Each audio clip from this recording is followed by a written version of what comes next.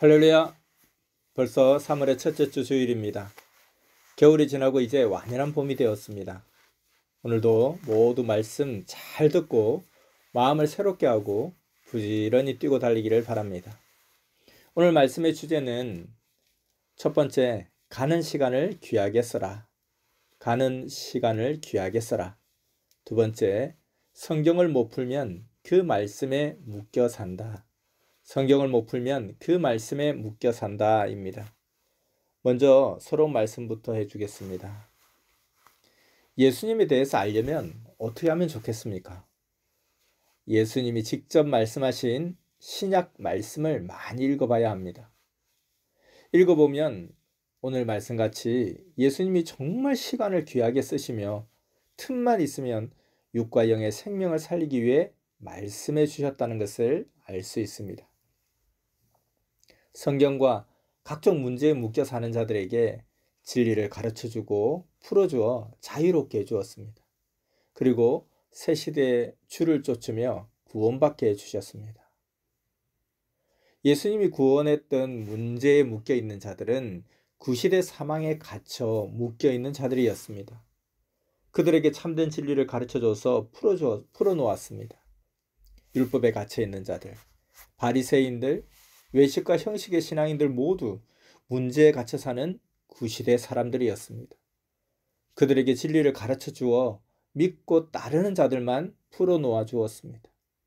이는 이 시대도 그러합니다. 예수님이 다시 오셔서 보낸 자를 통해 모든 문제를 풀어주어 자유롭게 해주고 새 시대를 쫓아 하나님의 창조 목적을 이루게 하셨습니다.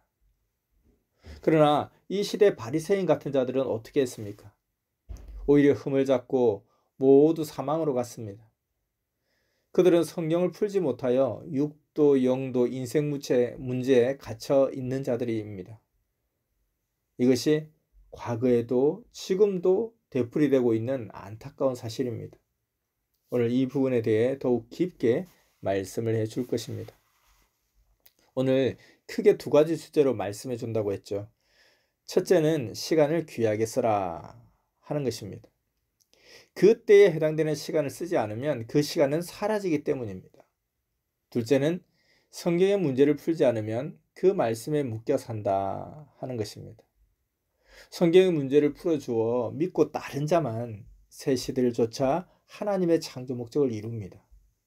그런데 풀어줘도 제대로 온전히 믿고 따르지 않으면 그 말씀 문제에 계속 묶여 사망권에 살게 되는 것입니다. 가르쳐준 대로 깨닫고 믿고 행하는 자만 묶여있지 않는 자입니다.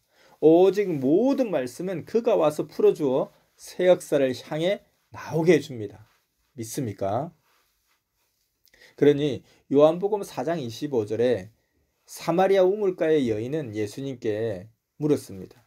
메시아가 오면 모든 것을 풀어 말해주시는데 그리스도 그가 언제 옵니까? 하고 물었습니다. 이에 예수님은 네가 말하는 그가 나로다 하셨습니다. 이처럼 메시아는 모든 것을 풀어줍니다.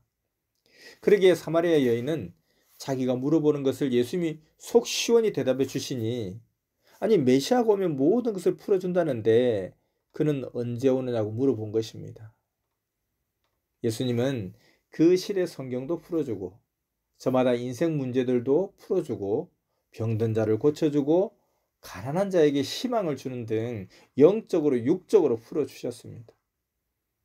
뿐만 아니라 죄에 묶인 자를 회개시켜 사망에서 나오게 해주셨습니다. 모든 것을 이같이 때를 따라 풀어주고 해결해 주셨던 것입니다. 이렇게 하나님은 항상 육신 쓴 보낸 자를 통해 풀어주십니다. 매인 것들을 풀어주어 사망에서 나오게 해주셨습니다. 그러나 풀어놓은 자들 중에는 개가 토한 것을 다시 먹듯이 또 돼지가 씻었다 다시 들어온 대로 가듯이 불신하고 사망으로 가는 자도 있었습니다. 그런데 사망으로 간 자는 새롭게 될 수가 없습니다. 하나님의 일을 두고 히브리서 6장 4절에 하나님과 성령을 거역하고 주를 십자가에 다시 못 박아서다 하고 말씀하셨습니다. 이 시대도 예수님이 다시 오셔서 그 육신 사명자를 쓰고 하나님과 구시대의 것을 풀어주시고 새 역사의 뜻을 이루게 하셨습니다. 아멘. 자, 여기까지 서론 말씀이었습니다. 이제 첫 번째 주제인 가는 시간을 귀히 써라 하는 말씀을 더 구체적으로 전해주겠습니다. 새벽에 선생이 잠에서 깨기 전에 하나님께서 축구공 하나를 선생에게 보이시며 깨우쳐 주셨습니다. 공을 공으로 쓰지 않으면 무슨 가치가 있느냐, 무슨 필요가 있느냐. 이와 같이 새벽 시간을 새벽 시간으로 쓰지 않으면 무슨 소용이 있느냐, 무슨 가치가 있느냐.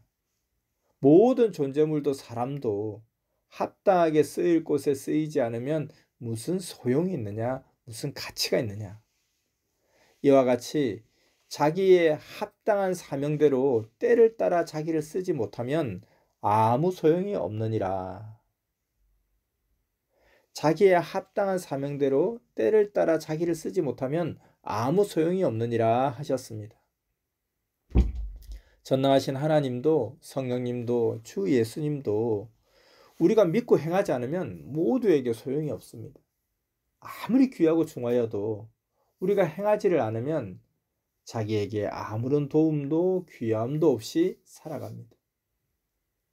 될 것은 행하는 만큼 얻고 또 되지 않을 것은 하는 만큼 손해입니다.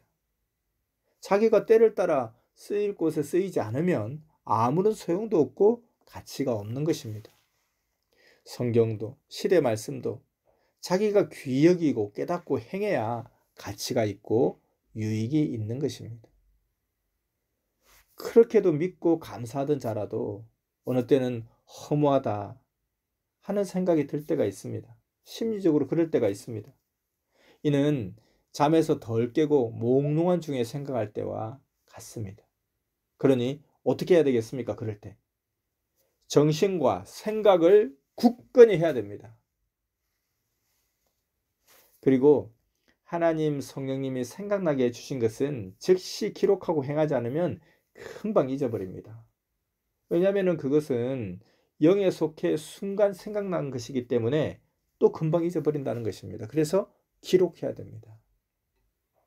그러므로 아는 자가 가르쳐주지 않으면 평생 모르고 살다 죽습니다.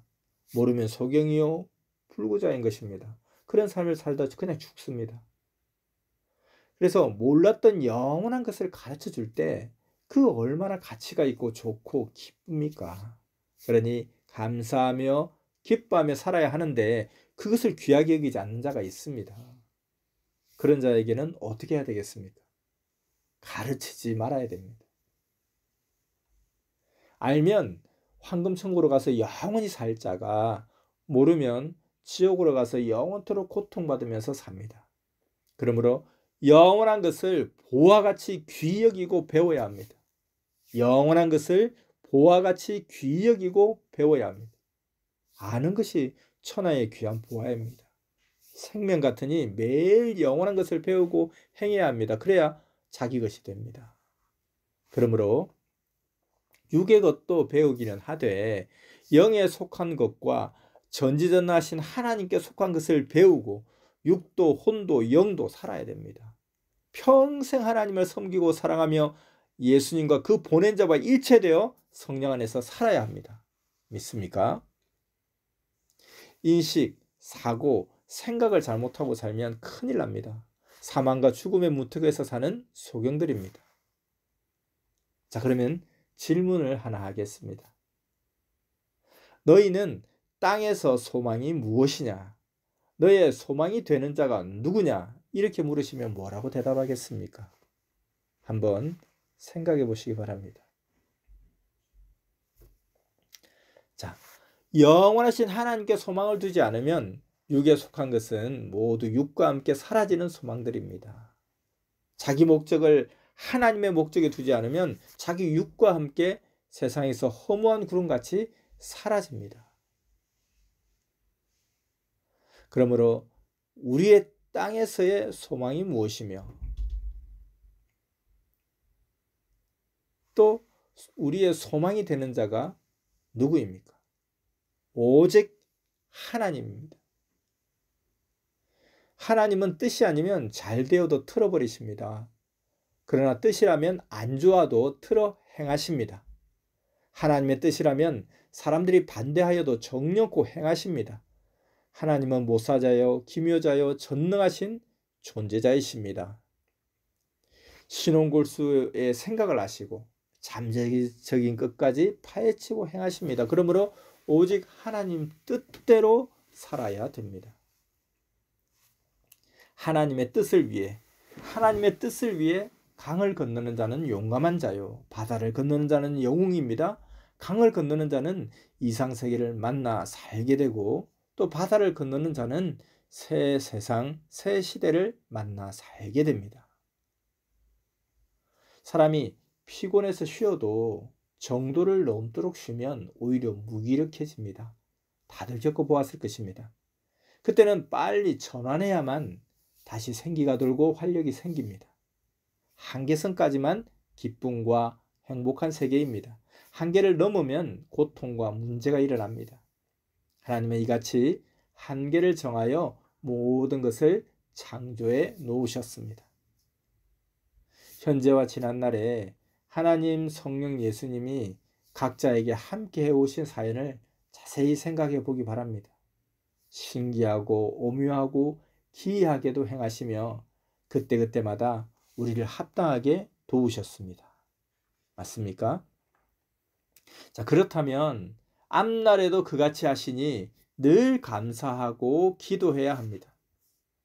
그러므로 현재 받는 고통과 환난이 하나님의 뜻이라면,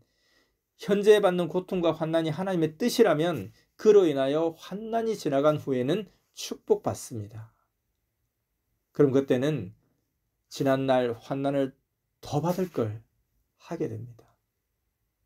연단받은 만큼 단단해지고 굳건하여 최고가 되고 그 다음 차원으로 가게 됩니다. 연단받은 만큼 세상에 적응하며 살아가게 됩니다. 배운 만큼 문제에 부딪히지 않고 살아가게 되는 것입니다.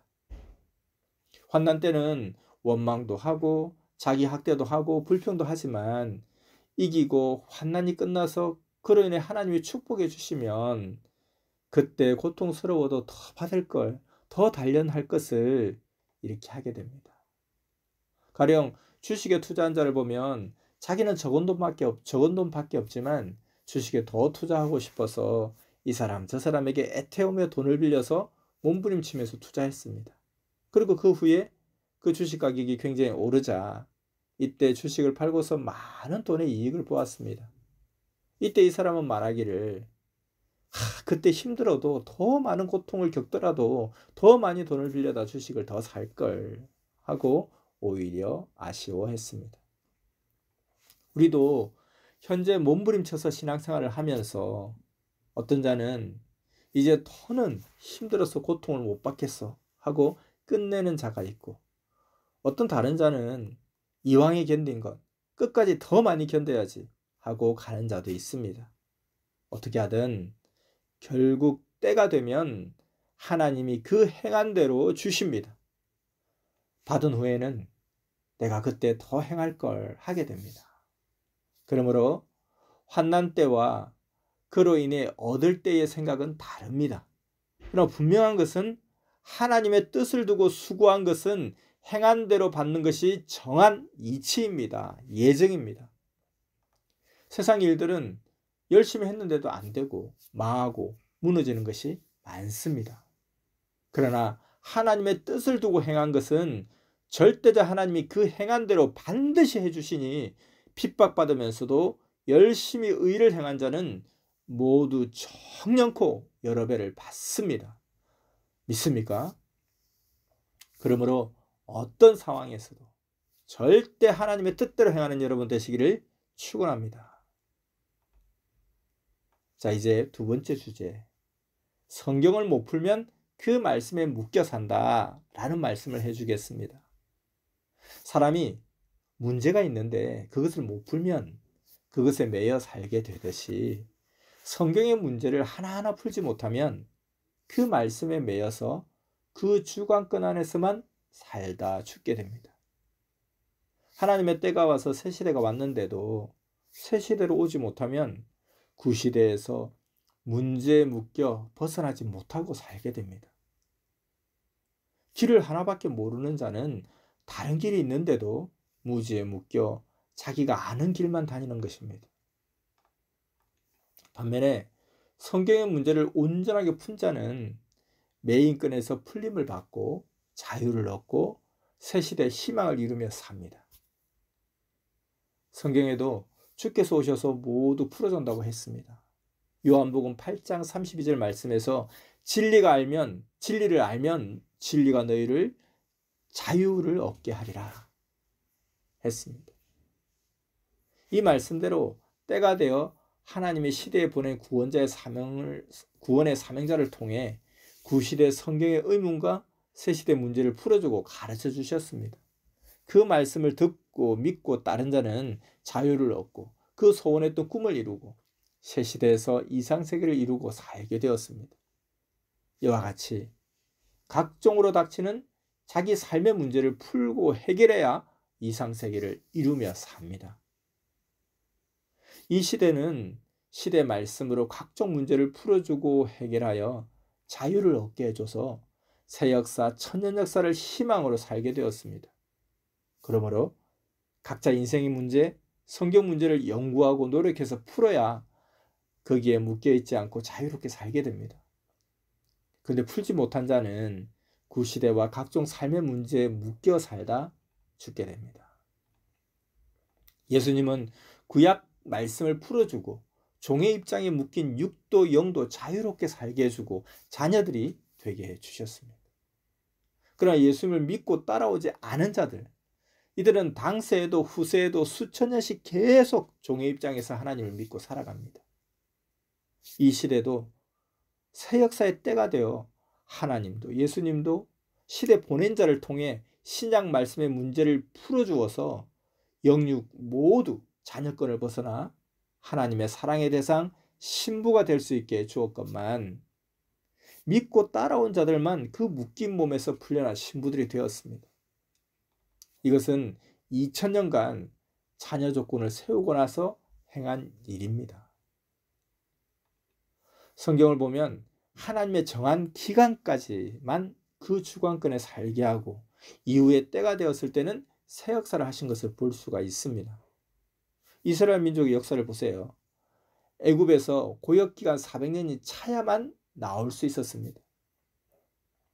출애굽기 12장 40절에 애굽에 거주한 지 430년 만에 나왔다 하고 기록된 것은 요셉이 총리 대신으로 있을 때도 포함한 것으로 그 기간 30년 동안에는 고역을 안 당했잖아요. 그 후부터 요셉이 죽고 난 후부터 이스라엘 민족이 400년간 고역을 당했던 것입니다. 그래서 총 430년 만에 애굽에서 나온 것이다 하는 거죠. 아무튼 그 때가 차야만이 새로운 세계로 전환이 일어난다는 것입니다. 구약 역사도 4000년이 끝나야 새 시대의 메시아 구원자를 보내고 하나님이 강림하셔서 새 역사를 시작하십니다. 신약 역사도 2000년이 끝나야 예수님이 다시 오시고 하나님이 강림하시어 땅에 육신 있는 구원의 사명자를 보내서 새 역사를 시작하십니다. 사람들이 원한다고 해서 아무 때나 새 역사를 하는 것이 아닙니다. 언제 합니까? 구시대의 정한 기간이 끝나야 하나님은 새 역사를 시작하십니다.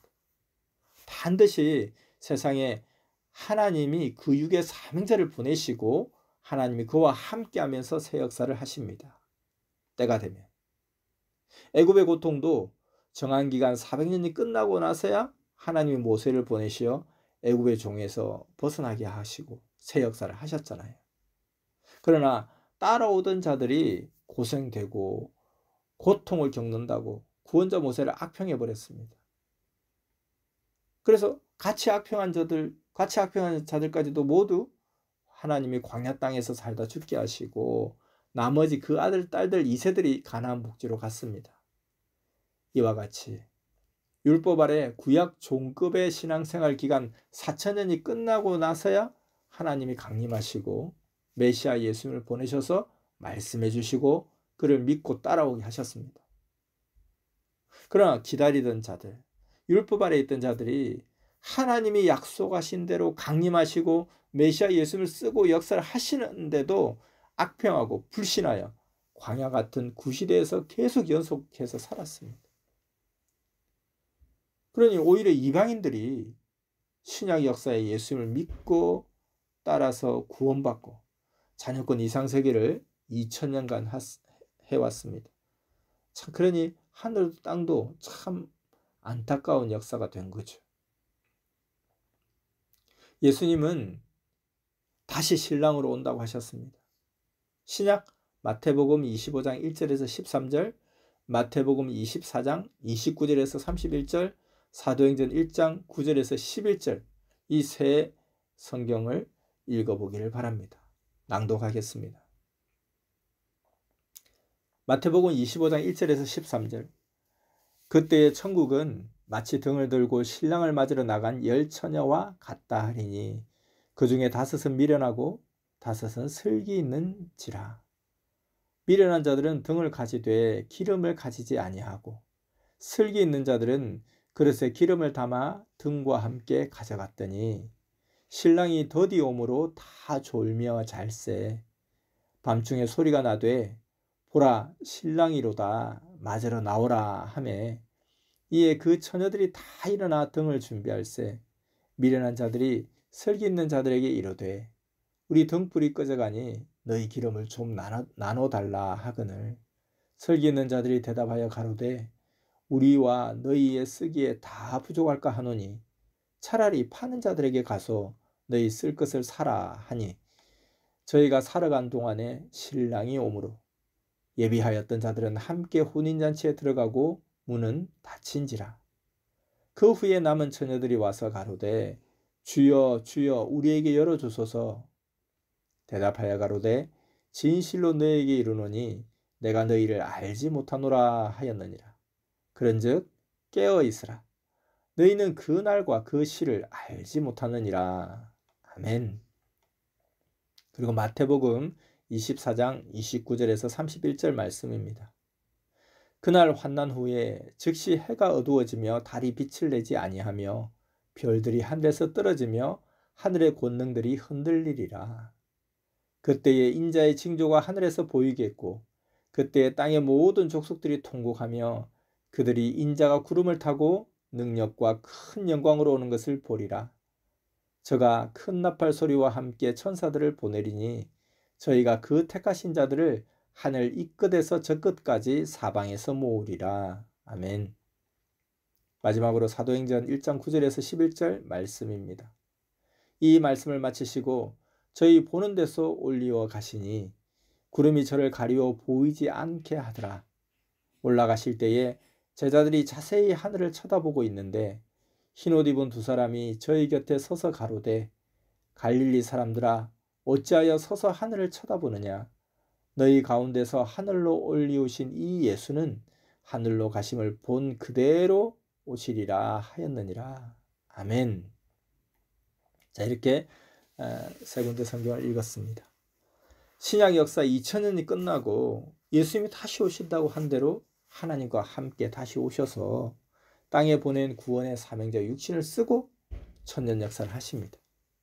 그러나 새 역사에 오지 않은 구시대인들과 역사를 따르던 자들 중에서도 고통과 환난으로 인해 악평하고 따르지 않은 자들은 새시대 하나님의 사랑의 대상 신부들이 되지 못하고 신약권 광야 땅에서 살듯 그렇게 합니다.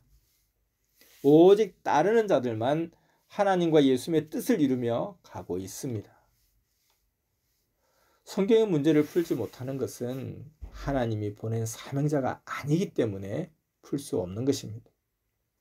하나님이 인봉해 놓은 것은 하나님이 보낸 자가 풀어주어야 풀 수 있습니다. 베드로후서 3장 10절에서 그가 오면 모든 것을 풀어주리라. 하늘과 땅의 체질이 불같은 말씀에 의해 녹고 풀어지리라 하셨죠. 예수님도 그날에 모든 것을 풀어주리라 하셨습니다. 새 시대가 왔기에 하나님이 새 시대에 보낸 자를 통해 풀어주신 것입니다. 이렇게 새 시대가 와야 종급에서 자녀권 세계로 풀어주고 자녀권에서 신부급 세계로 풀어줄 수 있는 것입니다. 우리가 성경을 풀 수 있는 것들도 못 푸는 원인은 구시대부터 모두 성경을 이렇게 문자대로만 말해오고 그대로 어렸을 때부터 그것을 배웠기에 달리 다른 생각을 못했기 때문입니다. 성경 본문을 쓴 자와 그리고 번역자가 이게 0인지 6인지 확실하게 써놓지 않고 각종으로 의문이 생기게 썼고 또 비유로 썼기에 풀기가 어려운 것이 많습니다. 가령 예수님이 십자가에 죽으신 후의 기록을 보면 0인지 6인지 쪼개지 않고 그냥 부활했다 라고만 썼기 때문에 뒤에 사람들이 잘 못 푸는 거예요. 신약의 사도들도 그 구약인들이 구약 성경에 쓴 그대로 인용한 것은 모순이 있습니다. 왜냐하면 성경을 쓴 자가 0이 승천한 것인지 6이 승천한 것인지 구체적으로 자세히 쪼개서 기록을 안 하고 그냥 승천했다 라고만 썼던 것입니다. 근데 이제 성경의 히브리서 9장 27절에 보면 한 번 죽는 것은 정한 것이다. 후에는 심판이다 하였습니다. 한 번 죽는 것은 하나님이 정한 이치라는 거예요. 모든 사람이 겪어서 다 알고 있습니다.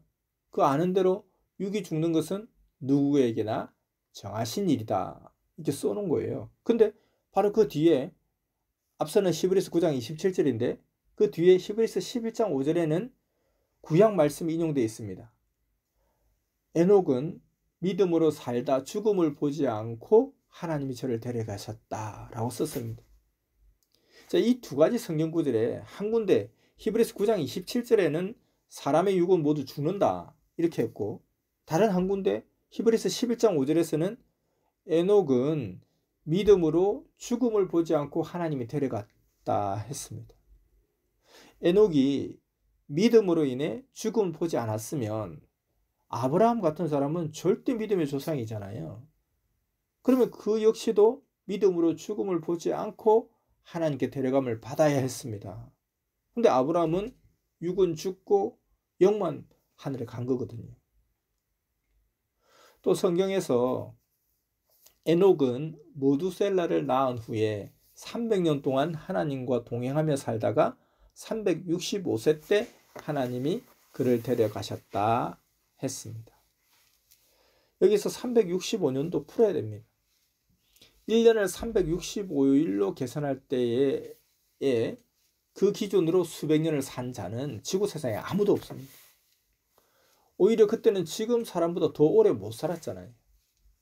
하나님의 이치입니다. 공통적인 이치입니다. 옛날이나 지금이나 뭐 여자나 남자의 기본은 동일합니다. 공통성이기 때문에요.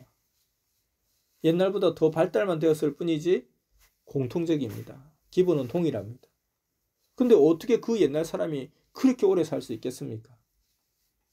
그렇다고 해서 성경이 잘못된 것도 아닌데 이게 어떻게 된 것일까요? 에녹 시대는 지금과 같은 달력이 나오기 전입니다. 그래서 예수님께서 이 부분에 대해서 이야기하시기를 그 시대 계산법으로 나이를 계산해서 성경에 썼다 하고 가르쳐 주셨습니다. 지금과 계산법이 다르다는 것입니다. 이해가 됩니까? 또 사람의 죽음을 표현한 것을 보면 하나님이 데려갔다 하는 표현이 많습니다. 또 육이 죽은 것을 성경에서는 잠들었다라고도 썼습니다.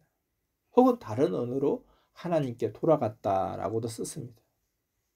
그럼 어떻게 썼던지 육은 하늘나라를 가지 못한다고 하나님은 말씀하셨습니다. 또 하나님과 메시아를 절대 믿고 살다 죽은 자는 영이 죽음을 보지 않고 살아서 갔다 합니다. 에녹은 하나님과 동행한 삶을 평생 살았습니다. 그렇기 때문에 신앙의 죽음, 곧 영적 죽음을 보지 않고 항상 산 신앙을 하다 하나님이 데려가셨습니다. 그러므로 죽음을 보았다는 말은 무엇입니까? 죽음을 본 자란 신앙생활을 하다 안 믿는 자를 말합니다. 그때 영적으로 육적으로 모두 사망으로 표현하고 사망권에 처한 자다, 죽은 자다 하였습니다. 에녹은 하나님과 동행하는 삶을 살다 죽음을 보지 않고 살아 하나님의 데려감을 받은 자입니다.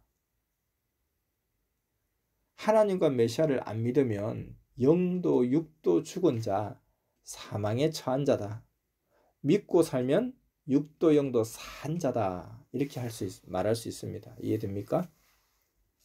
그러니 성경 말씀을 풀어서 어떤 의미로 말씀했는지를 깨달아야 합니다. 이런 것도 있죠. 죄를 짓고 회개하지 않는 자는 영이 죽은 자입니다. 육도 사망권에 처한 자입니다. 형제를 미워하면 사망권에 처한 자입니다. 죽은 자입니다. 사랑하면 생명권에 있는 자입니다. 성경을 또 보면 구시대는 새시대가 볼 때 죽은 자, 사망권에 있는 자와 같다. 구시대는 무덤 속에 있다. 새시대는 부활했다라고도 예수님 말씀하셨습니다. 이같이 성경에서 말하는 죽은 것을 영적, 신앙적으로 깨닫고 알아야 육인지 영인지 혼돈이 없는 것입니다. 지혜자는 분별합니다. 아멘. 성경 전체를 읽다가 의문이 드는 말씀이 있으면 다른 성구에서 풀어지기도 합니다. 왜냐하면 문제도 성경에 있고 답도 성경에 있기 때문입니다. 베드로전서 3장 18절 그리고 고린도전서 15장 50절은 답이 되는 말씀으로 이 성구를 보면 예수님도 영이 승천한 것을 알 수 있습니다. 베드로전서 3장 18절 읽어볼까요? 그리스도께서 한 번 죄를 위하여 죽어사 의인으로서 불의한 자를 대신하셨으니 이는 우리를 하나님 앞으로 인도하려 하심이라.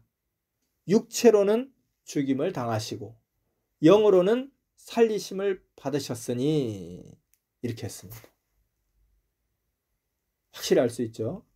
또 고린도전서 15장 50절을 보면 형제들아 내가 이것을 말하노니 혈과 육은 하나님 나라를 유업으로 받을 수 없고 또한 썩은 것은 썩지 아니한 것을 유업으로 받지 못하느니라 했습니다.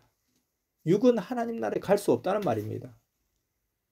이와 같이 에녹도 하나님이 데려간 것은 절대로 영이라는 것입니다. 육은 구약 때나 신약 때나 성약 때나 하늘나라를 못 갑니다. 영만 구원받아 갑니다. 이는 하나님의 정한 이치라고 했습니다.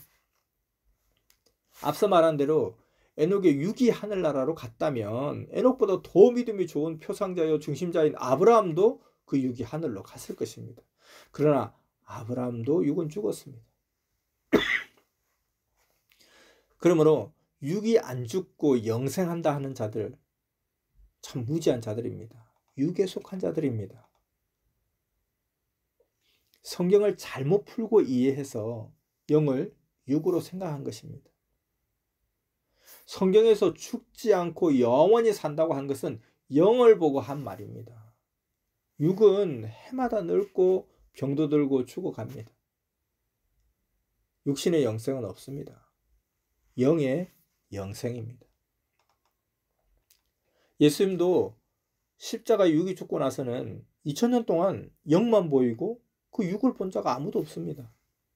영만 나타나서 2000년 동안 보여주고 영은 이같이 영생한다 하셨습니다.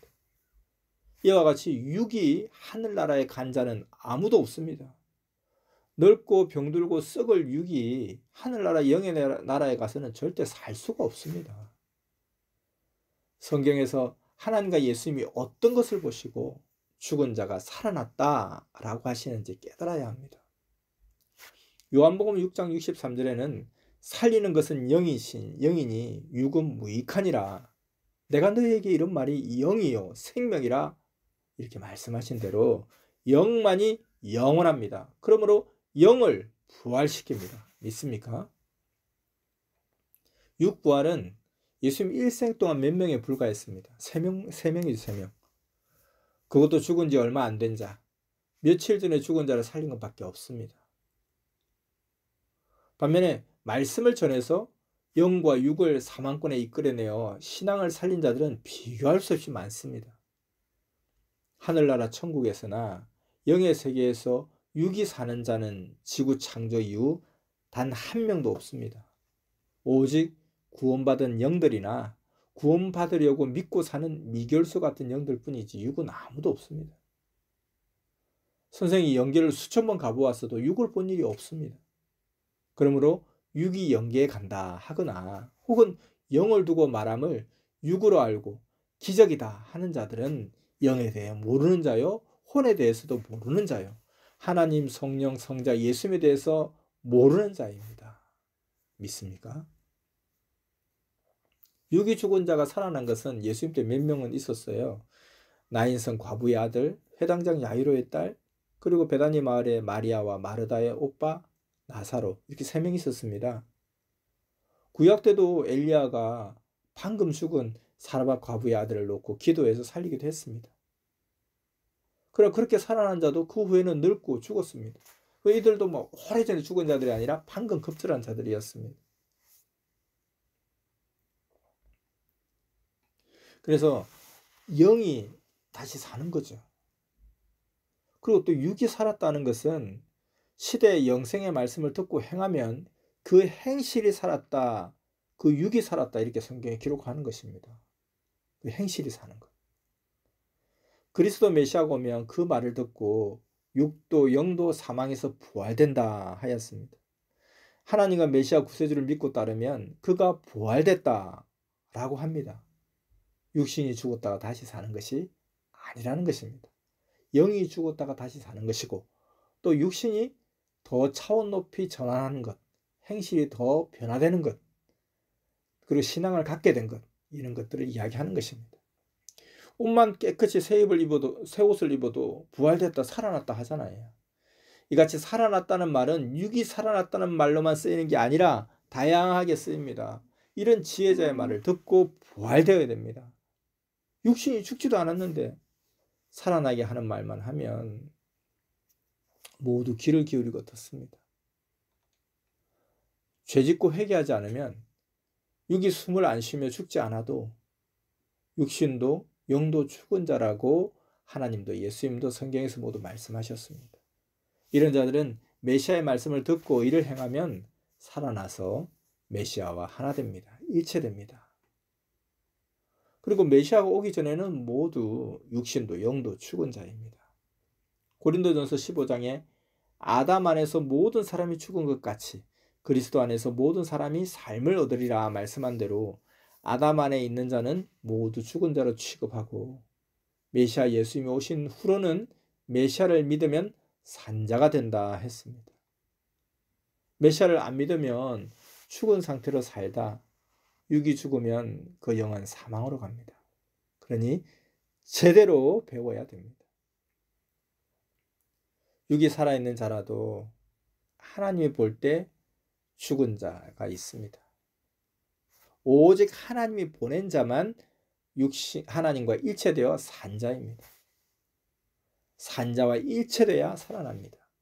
그러므로 예수님은 요한복음 5장 24절에 내 말을 듣고 나 보내신 자를 믿으면 사망에서 생명으로 나와 산 자가 된다라고 말씀하셨습니다.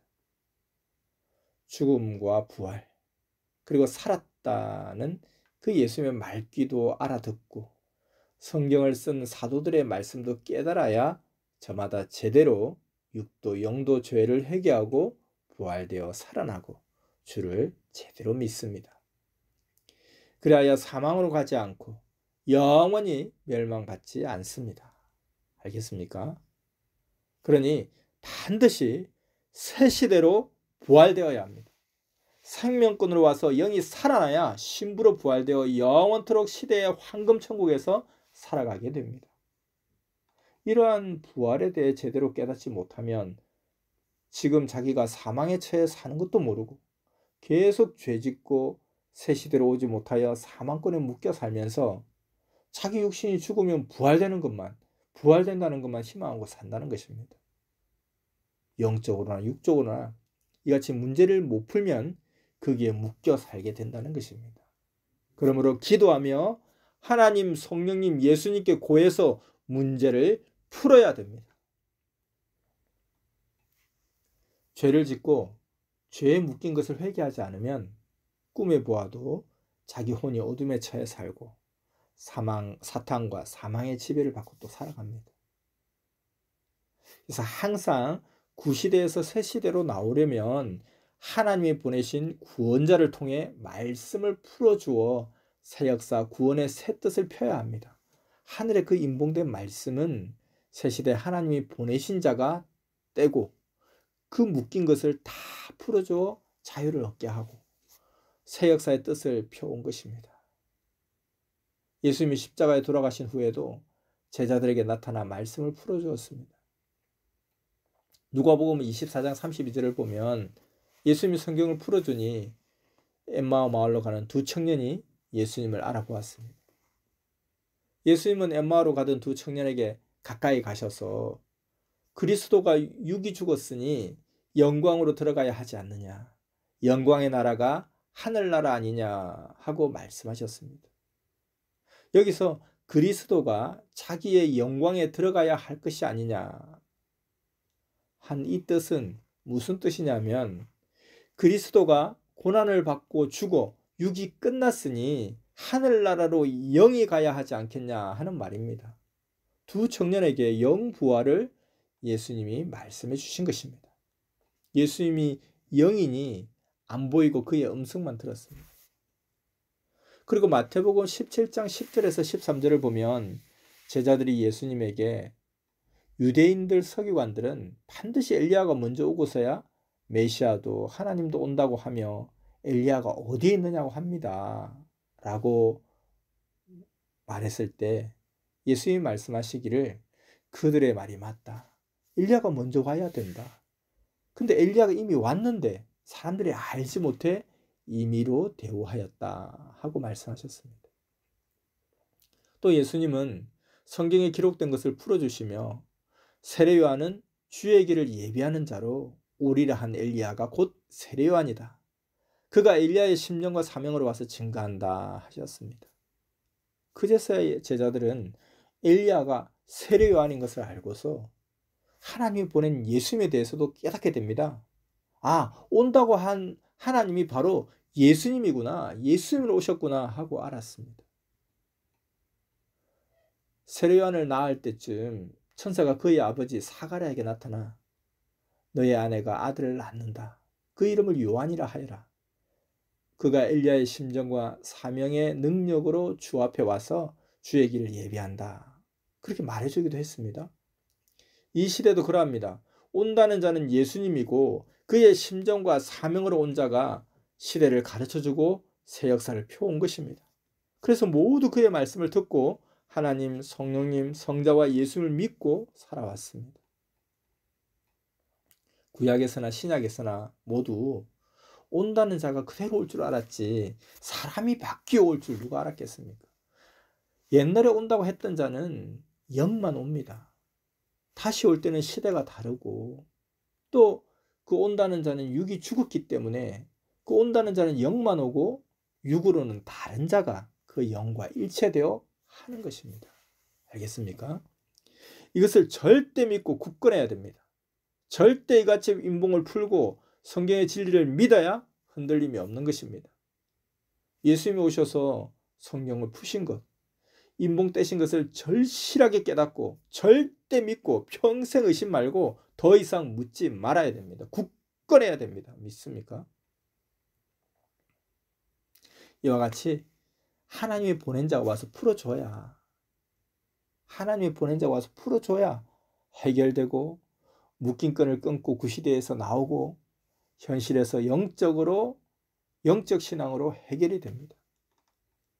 하나님과 예수님이 시대 말씀도 문제도 풀어주시지만 무엇보다도 때가 되어야 풀어줍니다. 그리고 또 하나 할 일을 해야 문제가 풀어집니다. 그러니 서민상 모두는 그때까지 정말 자기 일에 충성하면서 해야 됩니다. 아멘. 지금까지 말씀 잘 들었습니까? 오늘은 가는 시간을 귀하게 써라. 성경을 못 풀면 그 말씀에 묶여 산다 하는 두 가지 주제를 가지고 자세히 풀어서 말씀해 줬습니다. 시간을 쓰지 않으면 사라집니다. 인생을 쓰지 않으면 늙어만 갑니다. 자꾸 써야 됩니다. 그러므로 열심히 하려는 자들을 지도자들이 묵지 말고 풀어주고 그들에게 일을 나눠줘야 됩니다. 교회 문제도 자꾸 풀어야 됩니다. 말씀은 사명자를 통해 풀어주지만 교회에 할 일과 문제들은 서로 풀고 어서 행해야 됩니다. 가정과 민족, 세계 문제를 풀어야 자유를 얻고 행하게 됩니다. 이 시간 모든 문제를 풀어주신 성삼위께 다 함께 고백하며 마치겠습니다. 주 하나님의 사랑과 성령 안에서 주로 인해 문제를 풀어주셔서 감사합니다. 영광을 돌립니다. 아멘. 한 번 더 고백해 볼까요? 주 하나님의 사랑과 성령 안에서 주로 인해 문제를 풀어주셔서 감사합니다. 영광을 돌립니다. 아멘. 섬미사 모두에게 평강을 빕니다. 하나님의 사랑과 성령의 감동과 예수님의 말씀과 역사하심이 충만하기를 축원합니다. 말씀 마쳤습니다.